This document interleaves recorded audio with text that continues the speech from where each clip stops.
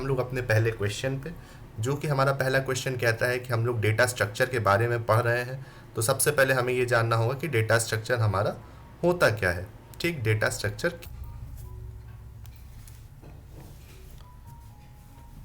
तो अगर हम लोग डेटा को समझना चाहें कि डेटा क्या होता है, तो डेटा हमारा एक तरीके से रॉ मटेरियल होता है। रॉ मटेरियल यानी कि फॉर एग्जांपल अगर हम समझें, तो अगर हम यहाँ पे लिख रहे हैं 55। ठीक, अब इस 55 से आपको क्या समझ में आ रहा है? 55 क्या हो सकता है? किसी की एज हो सकती है, किसी का मार्क्स हो सकता है ना, किसी का पेट्रोल का दाम हो सकता है, पेट्रोल प्राइस, हालांकि होगा नहीं अब, है ना। ये सब चीज़ें हो सकती हैं, है ना। लेकिन अगर हम इसके साथ यहाँ पे सिंपली ऐसे लिख दें कि एज इक्वल्स टू 55, तो ये हमारा एक इंफॉर्मेशन हो जाएगा। ठीक है, तो डेटा क्या है? Raw fact, raw material. अगर हम किसी चीज़ को कहें तो वो हमारा डेटा होता है। ठीक, लेकिन अगर हमने एज इक्वल्स टू 55 लिख दिया तो ये हमारा हो गया कि ये हमारी इंफॉर्मेशन है, क्योंकि ये हमको किसी पर्सन का डेटा प्रोवाइड कर रहा है। ठीक, इंफॉर्मेशन। ठीक है, अब इसी को हमको स्ट्रक्चर करना है। ठीक, तो हम लोग जानते हैं स्ट्रक्चर का क्या मतलब होता है। स्ट्रक्चर मतलब क्या होता है? अगर हम स्ट्रक्चर की बात करें तो स्ट्रक्चर मतलब कि वो डेटा को किस फॉर्म में रखा गया है। ठीक, जैसे कि आप लोग सबसे इम्पोर्टेंट एग्जांपल जो होता है कि जब हम लोग घर में दीवार बनवाते हैं, है ना, तो दीवार बनवाते हैं तो हम लोग ईंटा रखते हैं, ईंट रखते हैं इस तरीके से, और हमारी दीवार ऐसे बनती जाती है। ठीक, अगर हम लोग एक के ऊपर एक ऐसे ही ईंट रखते चले जाएं तो कहा जाता है कि हमारी जो दीवार होगी वो कमज़ोर होगी, ये कमज़ोर होगी।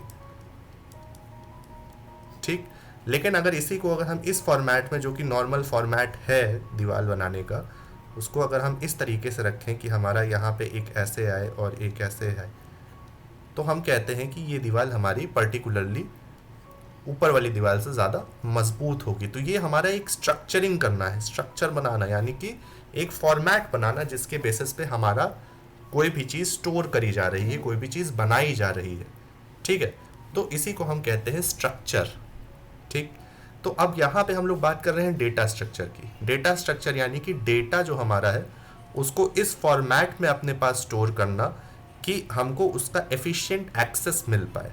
यानी कि अगर हम लोग कंप्यूटर की भाषा में देखें तो कंप्यूटर की भाषा में हमारे पास जो दो सबसे इंपॉर्टेंट चीज़ होती है वो होती है टाइम और स्पेस। टाइम और स्पेस, ठीक है, ये दोनों हमारी सबसे इंपॉर्टेंट चीज़ होती है। हम चाहते हैं कि हमको टाइम कम से कम लगे और स्पेस भी हमारा कम से कम कंज्यूम हो।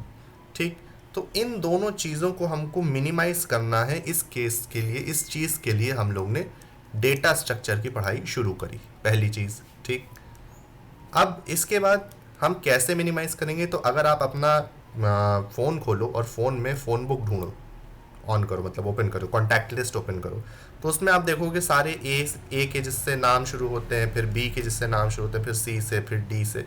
तो ऐसे हमारा पूरा फ़ोन बुक में होता है। तो इससे होता क्या है फ़ायदा कि जितने भी ए नाम वाले होते हैं, अगर आपको किसी अमित से बात करनी है तो आप सीधा ए पे जाओगे, ए पे क्लिक करोगे तो सारे ए नाम वाले आ जाएंगे और वहाँ पे आप सर्च कर लोगे अमित।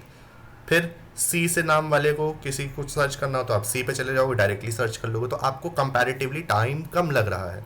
लेकिन अगर ये हैफेजर्ड वे में होता, मानिए बी पहले आ गया, जेड बाद में आ गया, सी ऐसे आ गया, फिर ई आ गया, फिर डी आ रहा है, ऐसे अगर नाम स्टोर होते तो आपको हर नाम को एक एक बार ट्रैवर्स करना पड़ता, यानी कि पढ़ना पड़ता, तो उसमें आपका टाइम होता वेस्ट।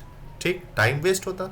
और वही चीज़ हम लोग चाह रहे हैं कि हमारा टाइम कम लगे, इस कारण से हम इसको एक स्ट्रक्चर्ड फॉर्मेट में रख रहे हैं, यानी कि हम इस जो फ़ोन बुक है उसको हम अल्फ़ाबेटिकल ऑर्डर में लिख रहे हैं ताकि हमारा टाइम जो है वो बचे।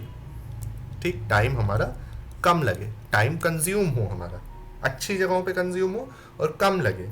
ठीक है, टाइम बचाना ज़रूरी है, वेस्टेज ना हो टाइम का। तो एक तो ये चीज़ हो गई।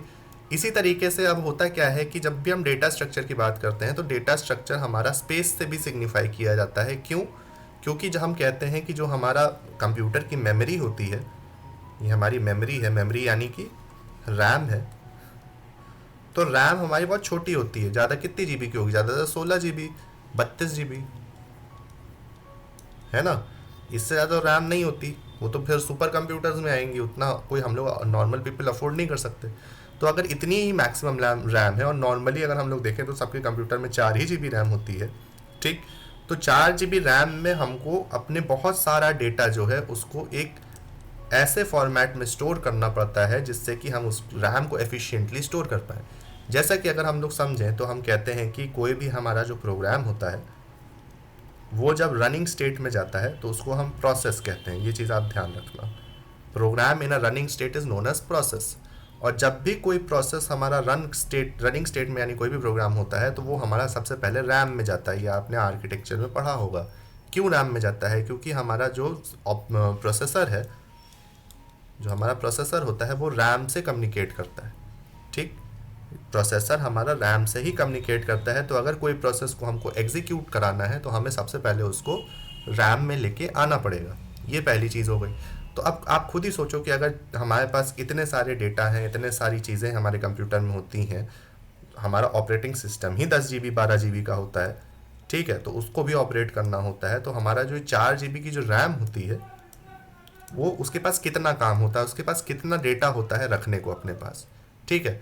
और अगर ये डेटा अच्छे से नहीं रखा जाएगा, मान लीजिए एक इधर रखा गया, एक इधर रखा गया, एक इधर रखा गया, एक ऐसे ऐसे कहीं भी मतलब हैफेजर्ड वे में फैला हुआ डेटा होगा, तो वो हमारा मेमोरी को मिस यूज़ कर रहा है, क्योंकि जो एफिशिएंट यूज़ है वो नहीं हो पा रहा है। क्योंकि अगर आप खुद ही सोचो कि अगर आप जो सामान को अपना फैला के रखोगे हर जगह, ऐसे फैला के रखोगे, एक यहाँ एक यहाँ एक यहाँ एक यहाँ, तो वो ज़्यादा जगह कंज्यूम करेगा। लेकिन अगर आप उसको अच्छे से रखोगे, वेल प्लेस्ड रखोगे, तो आपके पास कुछ कुछ जगह बच जाती।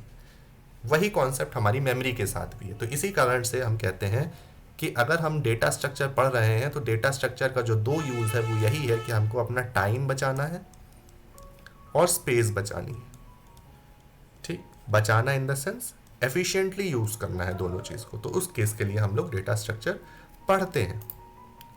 A data structure is a specified format of organizing, processing and retrieving and storing data, ठीक है। डेटा स्ट्रक्चर एक ऐसा स्पेशलाइज्ड फॉर्मेट है जिसमें हम अपने डेटा को अच्छे से ऑर्गेनाइज कर सकते हैं, जिससे कि प्रोसेसिंग अच्छी हो, रिट्रीविंग अच्छी हो और स्टोरिंग ऑफ डेटा भी अच्छे से हो, यानी कि एफिशिएंटली हमारी सारी चीज़ें हो पाएँ।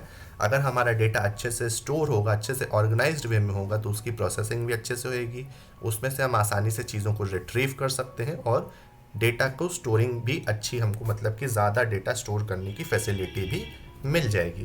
There are several basic advance types of data structure, यानी कि हमारे पास बहुत सारे तरीके के डेटा स्ट्रक्चर होते हैं। ये सारे डेटा स्ट्रक्चर जो होते हैं ये डिज़ाइन किए जाते हैं किस लिए, ताकि हम डेटा को अरेंज कर पाएँ अच्छे से और स्पेसिफिक पर्पज़ के लिए। Data structures make it easy for user to access and work with data they need in appropriate ways, यानी कि डेटा स्ट्रक्चर हमको एक ऐसा मैकेनिज्म प्रोवाइड करता है कि हम डेटा को अपने इस तरीके से अरेंज कर पाएँ जिससे कि जब हमको जिस डेटा का काम हो हम उसको अप्रोप्रिएटली यूज़ कर पाएँ। जैसे कि फॉर एग्जांपल हमारे पास हम अरेंज किया है, एक फ़ोल्डर बनाया, यहाँ पे ये है मूवीज़ नाम का, ठीक, एक डेटा है स्टडी मटेरियल का, है ना। तो अगर हमको स्टडी मटेरियल वाला डेटा देखना है, कुछ पढ़ाई लिखानी लिखने वाली काम करना है, तो हम इस वाले डेटा पे यानी इस वाले फोल्डर पे जाएंगे, मूवीज़ वाले पे नहीं जाएंगे, क्योंकि वो तो मूवी है, हमको मूवी नहीं देखना, अभी पढ़ाई करना है ना, एग्ज़ाम्स आ रहे हैं। तो इस केस के लिए हम लोग क्या करते हैं कि हमने डेटा को देखिए अलग अलग वे से स्टोर किया हुआ है। अगर ये दोनों चीज़ साथ में होती, स्टडी और मूवी, तो हमको सारी चीज़ें ज़्यादा सर्च करनी पड़ती। मान लीजिए 5 ठो मूवी है, उसी के बीच में 5 ठो हमारा स्टडी मटेरियल है ना, तो हमको ज़्यादा पढ़ना पड़ रहा है, टाइम वेस्ट हो रहा है, तो उससे हमको बचाना है। दूसरी चीज़ हो सकता है, ये भी हो सकता है कि आप पढ़ रहे हो, मूवी कोई दिख गई हमको, तो वो मूवी देखने का मन कर जाए, तो वो ध्यान भी भटकता है। तो उस चीज़ से लिए भी हम लोग कोशिश करते हैं कि अलग अलग वे से डेटा को स्टोर करें।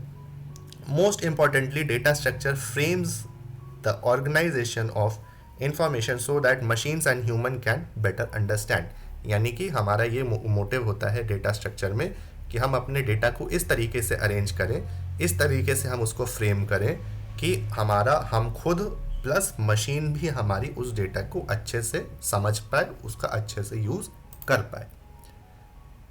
अब इसके बाद आता है नीड ऑफ डेटा स्ट्रक्चर। तो हम लोग ने नीड तो पढ़ ही लिया।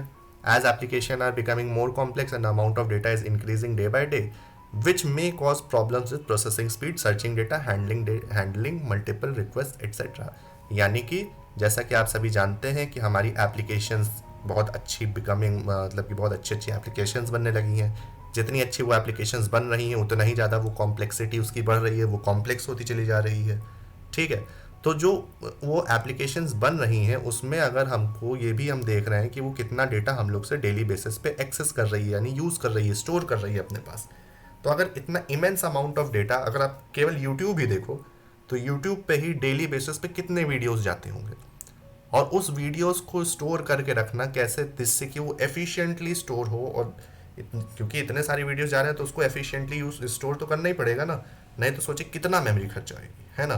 तो उसको एफिशिएंटली स्टोर करना अपने पास, उसके बाद उसको यूज़ भी उसी हिसाब से करना, है ना, जिससे कि वो उसका वो लॉस ना हो या इफ़ेक्टिवली यूज़ हो, है ना। तो ये सारी चीज़ें हमारी डेटा स्ट्रक्चर की हेल्प से होती है। ठीक। दूसरी चीज़, अगर हम डेटा को अच्छे से स्टोर नहीं करेंगे, ऑर्गेनाइज्ड वे में नहीं रखेंगे, जैसे कि आप खुद ही सोचो कि आपने बुक को हर जगह पूरे 2-3 कमरे में फैला के रखा है ना। ये आपके एक कमरा, ये दूसरा कमरा, ये तीसरा कमरा, 3 कमरे में आपने बुक्स को फैला के रखा है। तो जब आपको कोई बुक ढूंढनी होगी तो आप तीनों कमरे में ढूंढोगे, पहले में नहीं मिला, दूसरे में गए, दूसरे में नहीं मिला, तीसरे में गए, कितना टाइम वेस्ट हुआ। लेकिन अगर यही बुक्स एक ही कमरे में, एक ही रैक में रखी गई होती, 1 2 3 ऐसे 4 5 करके, तो आपको कितना टाइम लगता, आपको कम टाइम लगता, क्योंकि आपको जाने आने का टाइम भी वेस्ट यहाँ पे हो रहा है, वो भी बचता। तो ये सारी चीज़ें हमारी डेटा स्ट्रक्चर में होती हैं, है ना। इसीलिए हम बच पढ़ते हैं डेटा स्ट्रक्चर को, कि हमको अपना डेटा कैसे रखना है, कैसे ऑर्गेनाइज्ड फॉर्म में रखना है, जिससे कि अगर हम सर्चिंग करें, ढूंढें उस डेटा को, तो हमको आसानी से मिल जाए। ठीक। प्रोसेसिंग स्पीड उसकी अच्छी हो, handling multiple request at the same time. अब जो एप्लीकेशन है वो एक साथ मल्टीपल रिक्वेस्ट को हैंडल करती है ना।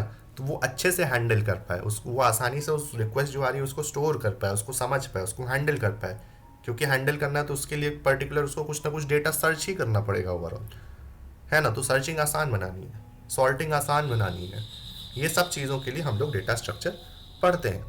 Data structure provides a way of organizing, managing and storing data efficiently, यानी कि डेटा स्ट्रक्चर हमको एक तरीका देता है जिससे कि हम अपने डेटा को अच्छे से ऑर्गेनाइज कर पाएँ, मैनेज कर पाएँ और स्टोर कर पाएँ। With the help of data structure the data items can be traversed easily. Traversed यानी कि हर डेटा एलिमेंट पे हम एक बार पहुंच पाएँ और उसको पढ़ पाएँ। ट्रैवर्सिंग मतलब कि यही होता है। ठीक। जैसे 3 डेटा है हमारे पास, तो तीनों पे हम जाएं, पहले पे गए, फिर दूसरे पे गए, फिर तीसरे पे गए, और तीनों को हम लोग देख पाए कि इसमें क्या क्या चीज़ें हैं। तो हम अपने डेटा को इस तरीके से रखते हैं डेटा स्ट्रक्चर में, ताकि हम उसको आसानी से समझ पाएँ, देख पाएँ, पढ़ पाएँ और उस तक पहुँच पाएँ। ट्रैवर्सिंग का मतलब यही होता है। Data structure provides efficiency, reusability and abstraction. Data structure हमको एफिशिएंसी प्रोवाइड करता है, चीज़ों का रीयूजेबिलिटी प्रोवाइड करता है, और एब्स्ट्रैक्शन प्रोवाइड करता है। एब्स्ट्रैक्शन यानी कि कॉम्प्लेक्स चीज़ों को वो हाइड करने की कोशिश करता है, जो हमारे मतलब की नहीं होती उसको आप हाइड कर दो, जो यूज़र की मतलब है उसको केवल डिस्प्ले करो। खैर, एब्स्ट्रैक्शन की बात हम लोग 3rd ईयर में करेंगे, पूरा एक टॉपिक है उसके ऊपर। It plays an important role in enhancing the performance of the program. Data structure हमारे प्रोग्राम की परफॉर्मेंस को इन्हांस करने में बहुत यूज़ होता है। क्यों? क्योंकि हम चाहते हैं कि हमारा जो भी सॉफ्टवेयर हो वो फास्ट हो, वो रुके ना, फंसे ना, हैंग ना करे। ठीक है। अगर मान लीजिए हमने अपने किसी भी सॉफ्टवेयर में कुछ चीज़ सर्च करी, मान लीजिए हमने एक डिक्शनरी बनाया, डिक्शनरी में हमने एक डेटा सर्च किया कि डेटा ही सर्च किया कि डेटा का मतलब क्या होता है, डिक्शनरी में हमने डेटा सर्च किया। अब अगर डिक्शनरी डेटा वर्ड को खोजने में बहुत ज़्यादा टाइम लगा रही है तो हम कंपैरेटिवली उसको यही कहते हैं कि भैया ये हैंग कर रहा है सॉफ्टवेयर। अब हम ये नहीं देख रहे हैं कि वो सर्च कर पा रहा है कि नहीं कर पा रहा है, कितना देर उसको लग रहा है, लेकिन हम ये कहेंगे सीधा कि भैया 2 मिनट तक नहीं खुला, नहीं हुआ, तो हम कहेंगे कि ये हैंग कर रहा है ना। लेकिन इसका मतलब ये ऐसा क्यों हो रहा है, हमको ये समझना चाहिए। तो ऐसा इसलिए हो रहा है क्योंकि हमने डेटा को अच्छे से स्टोर नहीं किया। हो सकता है ये जो डेटा वर्ड हम सर्च कर रहे हैं अपने डिक्शनरी में, ये आखिरी में लिखा हो। तो ए टू जेड तक अगर हम कह रहे हैं कि ए टू जेड हमारे अल्फ़ाबेट्स होते हैं और हमारा डेटा वर्ड जो है वो आखिरी में लिखा हुआ है, यानी कि हमारा डिक्शनरी अच्छे से ऑर्गेनाइज नहीं है, और हमको इसको सर्च करने में आखिरी में हम जाके सर्च कर रहे हैं, आखिरी में मिल रहा है, तो हमारा टाइम ज़्यादा लग रहा है, लेकिन इसमें कंपैरेटिवली हमको टाइम कम लगना चाहिए था। तो ये सारी चीज़ें हैं जिसके कारण से हम कोशिश करते हैं कि अपना डेटा को अच्छे से एफिशिएंटली स्टोर करें, और जिससे कि हम उसको अच्छे से यूज़ कर पाएँ। Main function of the program is to store and retrieve users data as fast as possible, यानी कि डेटा स्ट्रक्चर का जो मेन फंक्शन है जो मेन चीज़ है जो वो करता है कि वो अच्छे से स्टोर करे, और स्टोर करने के बाद सर्च करके वो हमारा जो यूज़र का जो डेटा था या कोई भी जो डेटा इनपुट किया गया है यूज़र के द्वारा, वो हमको जल्दी से जल्दी प्रोवाइड करे। तो ये हमारा डेटा स्ट्रक्चर की नीड थी।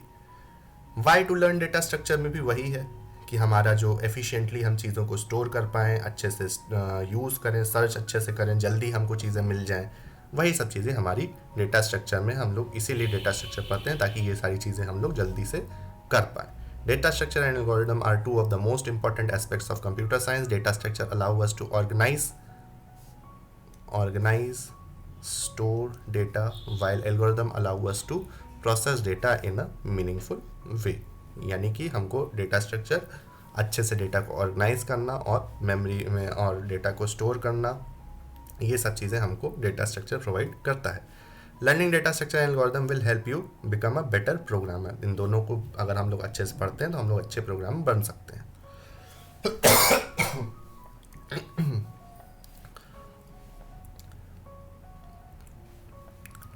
You will be able to write a code that is more efficient and more reliable.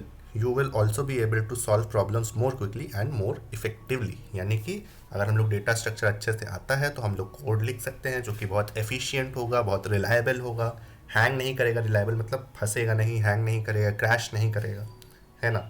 Efficient यानी कि जल्दी से हमको चीज़ें फेच करके हमको प्रोवाइड कर देगा. ठीक है. उसके बाद you will also be able to solve problems more quickly, यानी कि हम अपनी प्रॉब्लम्स को जल्दी से जल्दी सॉल्व भी कर पाएंगे एंड मोर इफेक्टिवली टू. तो ये हमारा डेटा स्ट्रक्चर हो गया.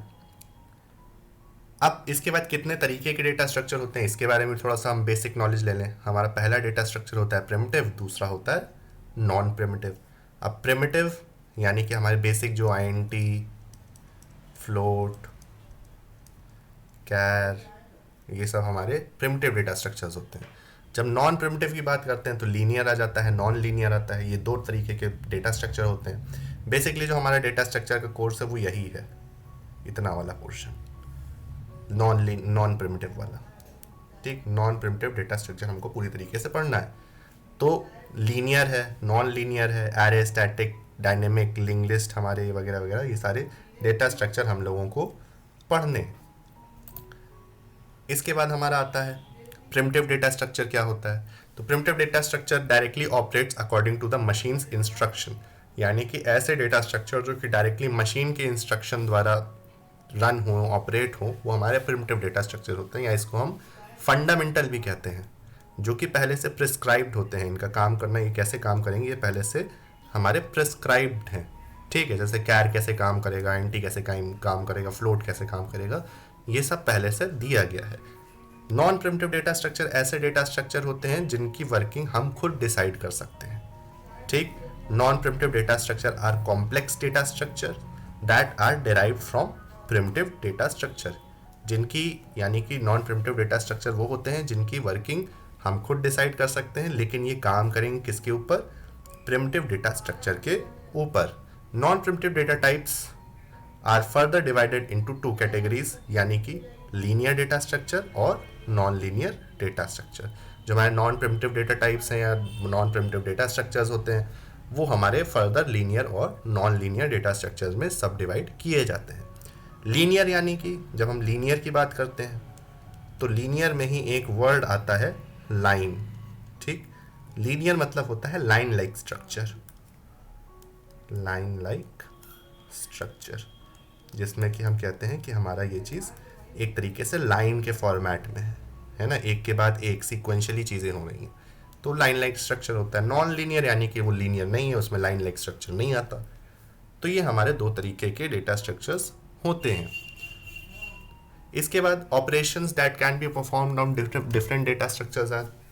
कौन कौन से ऑपरेशंस हम परफॉर्म कर सकते हैं डेटा स्ट्रक्चर के ऊपर? तो पहला हम डिलीशन कर सकते हैं, removing the element from the data structure. यानी कि मान लीजिए अगर हमारे पास इस तरीके से एक डेटा स्ट्रक्चर बना हुआ है और इसमें हमारा कुछ डेटा है. ठीक है. ये हमारा कुछ डेटा यहाँ पे दिया गया है. तो अगर इसमें हमने 1 2 3 4 डाला, तो अगर हम चाहें तो 1 को रिमूव कर सकते हैं, तो ये डिलीटिंग हो जाएगा.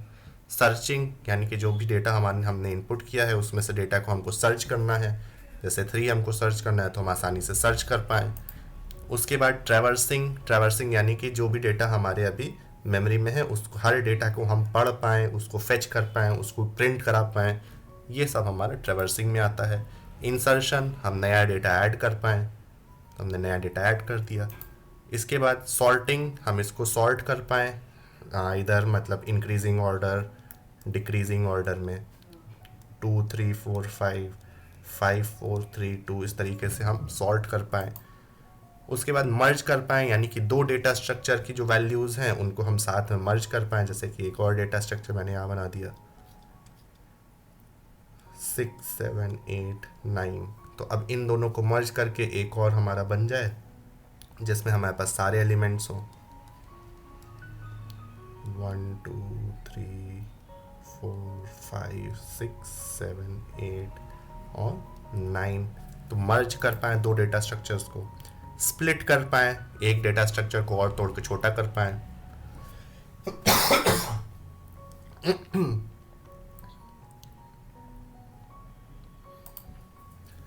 फिर एक्सेस कर पाएँ, यानी कि कोई भी डेटा पे, कोई भी मेमोरी लोकेशन पे कोई वैल्यू हो तो उसको हम आसानी से फेच कर पाएँ कि वहाँ पे क्या है, उस डेटा की हमको ज़रूरत है। उसके अलावा these are the specific operations, ये सब हमारे स्पेसिफिक ऑपरेशंस होते हैं जो कि हम डेटा स्ट्रक्चर के ऊपर लगा सकते हैं। अब कौन सा डेटा स्ट्रक्चर के ऊपर कौन सा ऑपरेशन लगाना है, कैसे लगाना है, ये सब अलग तरीके होते हैं। स्टैक के ऊपर, लिंक लिस्ट के ऊपर, क्यू के ऊपर, एरे के ऊपर, ये सब तरीके अलग अलग, मतलब ये जितने भी ऑपरेशंस हैं सब अलग अलग तरीके से काम करते हैं। तो इन सब के बारे में हम लोग स्पेसिफिक टॉपिक्स में पढ़ेंगे कि वो कैसे कैसे काम करते हैं। ठीक है, तो ये था हम लोग का आज का पहला इंट्रोडक्टरी लेक्चर जिसमें हम लोग ने डेटा स्ट्रक्चर के बारे में जाना। होपफुली आपको सब समझ में आया होगा। अगर आपको कोई डाउट है तो आप सिंपली हम लोग को कमेंट में, मैसेज में पूछ सकते हो। कोर्स अगर आप चाहो तो बिल्कुल ले सकते हो, ये आपके लिए बहुत बेनिफिशियल होगा। और मोस्ट प्रोबेबली अगर आपका 26 तारीख से एग्ज़ाम है तो हम लोग का ये कोर्स 22 या 23 तक ऑलमोस्ट पूरी तरीके से कंप्लीट हो जाएगा, आपका पूरी तरीके से रिवीजन भी हो जाएगा। So thank you for watching today's lecture.